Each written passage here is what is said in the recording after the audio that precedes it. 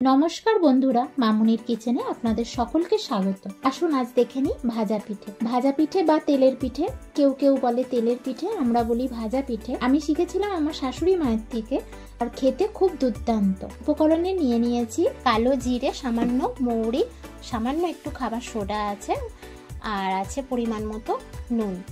নিয়ে নিয়েছি ছোট একটা বাটির চিনি, আর সমান পরিমাণটা এখানে দেখে নিতে হবে। আমি 2 বাটি ময়দা নিয়েছি, আর 1 বাটি ওই সেম বাটির চালের গুঁড়ো নিয়েছি, আর নলেন গুড় নিয়ে নিয়েছি। এবার আসুন ব্যাটারটা তৈরি করে নিই। একটা পাত্রে ময়দাটা, চালের গুঁড়ো সব দিয়ে দেব, দিয়ে মিক্সড করে নেব। তাতে দিয়ে দেব কালো জিরে, মৌরি, একটু সোডা, খাবার সোডা, আর নুন, পরিমাণ মতো নুন। নুনটা দিলে টেস্টটা আসবে। গুড়টা দেব, গুড়টা দিয়ে আমি একটু মিশিয়ে নেব। নলেন গুড় দিলে টেস্টটা আরেকটু অন্যরকম হবে একদম। তারপর যতটা গুড় দেবার পর আরেকটু চিনি দিতে হবে, যা মিষ্টিটা দেখে নিয়ে ঠিক মতো। তারপর জল দিয়ে ব্যাটারটা রেডি করতে হবে। ব্যাটারটা না খুব মোটা হবে, না খুব পাতলা হবে, একটু দেখে নিয়ে সেটা করতে হবে। জল দিয়ে আমি আস্তে আস্তে হাতে করে মাখতে থাকবো। ব্যাটারটা রেডি করব, পরিমাণ মতো জল দিতে থাকবো, আর আস্তে আস্তে দেখবো যাতে ভিতরে কোনো ডেলা ভাব না থাকে, তাহলে ঠিক করে হবে না। তো আস্তে আস্তে ভালোভাবে আমি মিশ্রণটা রেডি করে নেব। নিয়ে এখন আমি বারবার দেখে নিচ্ছি যে ওতে কোনো ডেলা, ময়দা বা চালের কোনো ডেলা অংশ থেকে যায়, চিনিটাও তাতে গলবে। আমি মিশ্রণটা রেডি করে নিয়ে বাটারটা আমি এবার একটু ঢাকা দিয়ে কিছুক্ষণ রেখে দেবো, যাতে চিনিটা গলে যায়।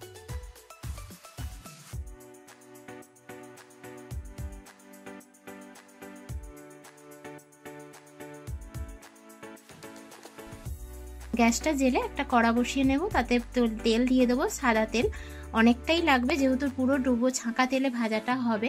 দেখে নেব একটু তেলটা গরম হয়েছে কি। জোর তেলে গ্যাসটা জোরে দিয়ে তেলটা গরম করে নেব। তারপরে একটা একটা করে হাতায় করে নেব, নিয়ে ছোট ছোট করে দিয়ে ভেজে নেব। দেখবেন লুচির মতন ফুলে উঠছে। তো গ্যাসটা একটু কমিয়ে রাখতে হবে, যাতে কালারটা বেশি লাল না হয়ে যায়। লাল হয়ে যাবে কিন্তু ভিতরটা কাঁচা থাকবে। তো গ্যাসটা কমিয়ে একটু আপনাকে ভাজতে হবে। এইভাবে ভেজে ভেজে তুলে নেব। খেতেও সুন্দর টেস্ট হবে, দুর্দান্ত খেতে। আমরা তো মেয়েরা কিছুটা মায়েদের থেকে শিখি, কিছুটা বিয়ের পর শাশুড়ি মায়েদের থেকে শিখি। তো এইভাবেই শেখা চলে আমাদের সারাটা জীবন। শেখার তো আর শেষ হয় না। তো এই শেখাটাই আমার ছিল শাশুড়ি মায়ের থেকে শেখা। ছোট থেকে মায়েদের থেকে কিছু শিখেছি। রান্নায় আমি খুব ভালোবাসি, তো রান্না নিয়েই কাজ করছি ওই জন্যই। তো ভালো লাগলে একটা চ্যানেলটা লাইক করবেন, চ্যানেলটাকে সাবস্ক্রাইব করবেন, আর একবার এইভাবে ভাজা পিঠে বা তেলের পিঠে খেয়ে দেখবেন। এইভাবে আমি সব ব্যাটারটা সব আস্তে আস্তে পুরোটাই ভেজে নেব একটা একটা করে। দেখলাম তেলটা অনেকটা, তাই আমি এবারে 2টো দিলাম, দিয়ে এইভাবে আস্তে আস্তে আমি ভাজতে থাকবো।